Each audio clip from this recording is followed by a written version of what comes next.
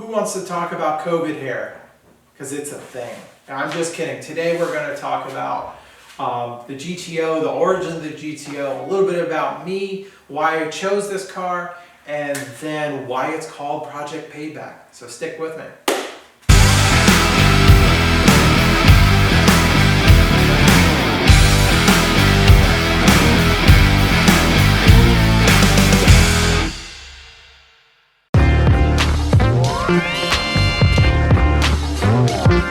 Okay, so I wanted to start off by saying kind of why I picked the Pontiac GTO in the first place.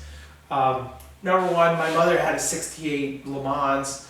Funny story, her father actually sold it when she moved with my father to Italy. It was her car, but he up and sold it, gave the money to her brother who bought a 69 GTO. Yeah, I know that hurts. A little bit of payback on this one for that one, pun intended. My family and I have always been into GM products, not necessarily Chevy. My grandfather also owned a Buick dealership and a service station. So the first 20 or so years of my dad's life was nothing but Buicks. So that's kind of a little bit of kind of why I've been into this sort of car. I will tell you, I've owned some Pontiacs. I've owned a Pontiac in the past. I've always liked the brand. But mainly this right here, when I think of a muscle car, this is what I think of. The body lines of this car, that's what I think of when I think of a muscle car. I've always been attracted to them. Going to car shows when I was a kid with my dad, I was always attracted to the 442s and the Chevelles. I actually didn't see a lot of Pontiacs where I grew up, didn't really see that many of them. I'm sure I would have liked GTOs, I just didn't happen to see them. 442s were real big, I love them. A couple of guys around had 442s with all white interior, I used to love that. So yeah, the shape of them, I always really liked it, especially the 68 to 72, when they went to the shorter length. I love the history of the GTO. It's definitely something to look at. I'm not an automotive historian, but there's lots of good information out there. I suggest you check it out about the GTO. The GTO really spoke to me for that reason.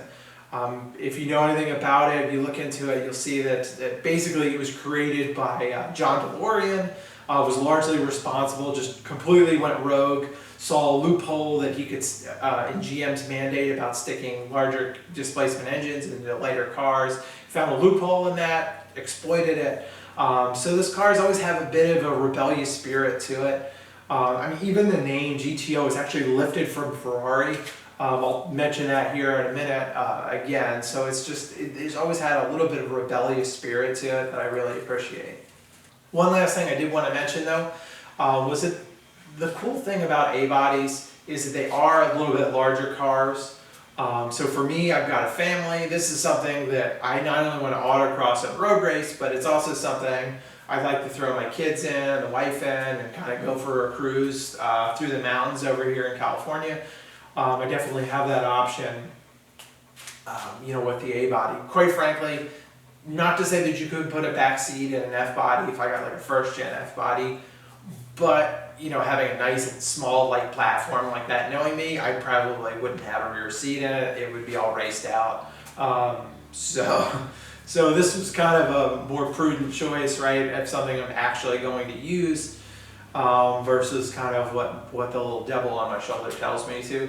Not to say that I'm not going to have a lot of fun in this car, but obviously there are a little bit of sacrifice having a bigger car. But I want something I'm going to enjoy, for a long time, not something I'm going to outgrow or get tired of in a year. So that's a little bit about me.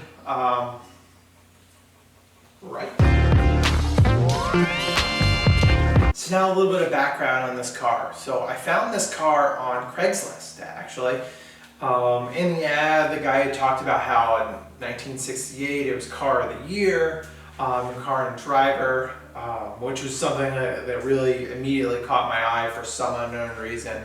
And I remember thinking, as soon as I saw that, I just remember thinking that how revolutionary this car actually was, because it shrunk quite a bit from the 67. And in addition is when they released the Endura bumper nose, and companies first started going away from just having the metal bumpers front and rear. So something about that ad just really drew me to it. Obviously it was for a good price. I went and visited this guy who owned it up in the valley. He had just a yard full of Pontiacs. He had a Tempest wagon, which I had never even seen one before.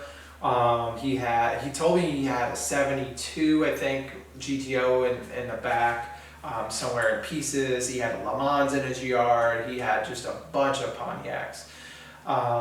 So apparently what had happened is he had pieced this car together from some good parts that he had. He had a 400 that was out of a 70s, some sort of 70s Pontiac, and a turbo 400 that he had put a shift kit in.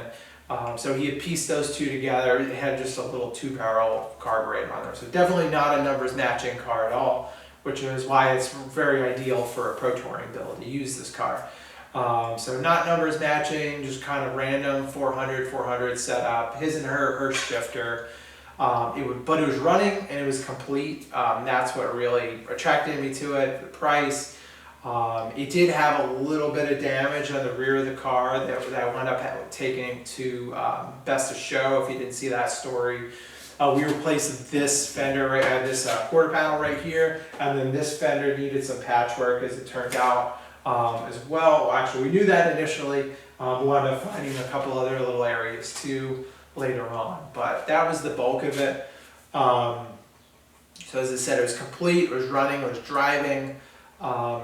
It really was attracted to this car, and when I later looked up the VIN number, obviously before purchasing I looked up the VIN to make sure it was a real GTO, because there are some clones out there, some Le Mans that are turned in, put the Endura bumper on it.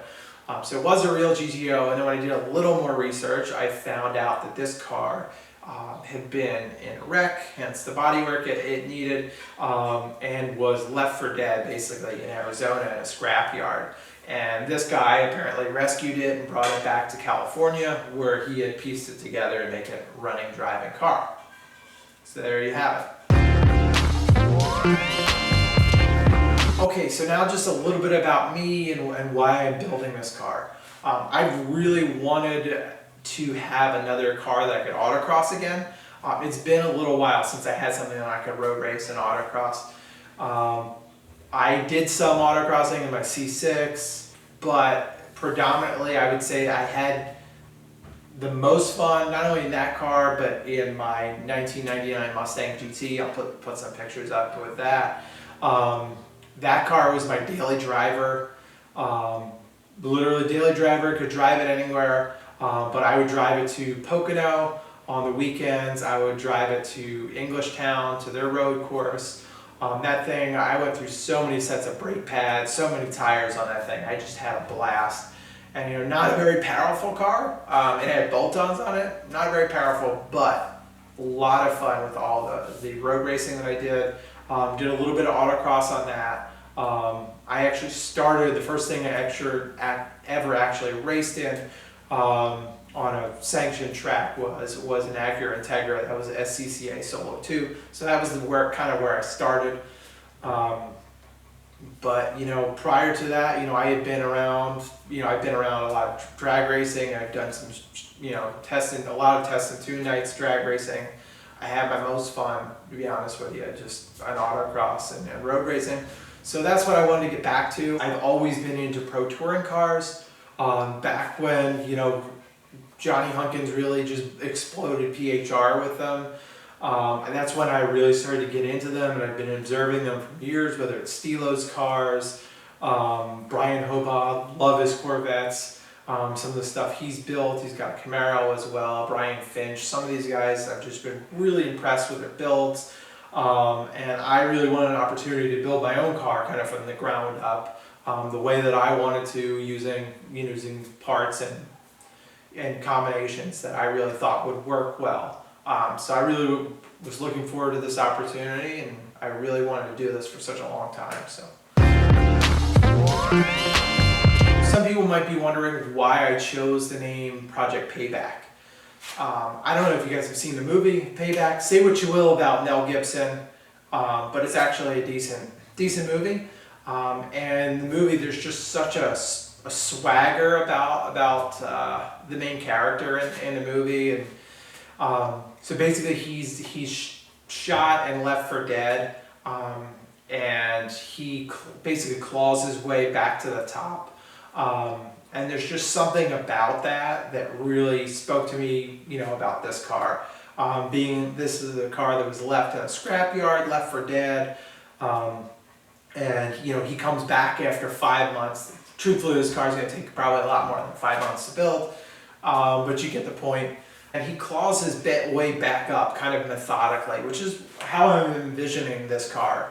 I don't think the first time I take this car out, I'm just going to knock everybody's socks off and be lighting up the leaderboard. It's probably going to take a little time for me. Dust off the cobwebs for me, to learn the car, get the car dialed in. But that's my goal, is to basically be like a robot in the seat and just kind of keep clicking my way up and get faster and faster with this car. And that's kind of how I envision the soul of this car, and the swagger that I mentioned that he has in the movie. That's kind of what I'm envisioning for this car. There's also a few lines in there that really spoke to me, and I just had a nice connection with this car. At one point he says, my daddy never bought me a Ferrari, I had to steal my first one. So that I thought was a nice little connection too. If you guys don't know, the GTO name actually came from Ferrari. I think it was the 255 or the 250 GTO. It was from 62 to 64, I believe. And basically Ferrari just made 36 of these things just so that they could go racing. They made enough production versions just so that they could go racing with it in some FIA class, I think Group 3 or whatever. And the name, Gran Turismo GT, that's the GT class, Gran Turismo homologation. So that's the origin of the name. So I thought that had a neat connection there with the whole Ferrari comment. Well, thanks guys for listening. Please stay tuned for more, and if you don't want to miss any, make sure you subscribe. Thanks again. Peace.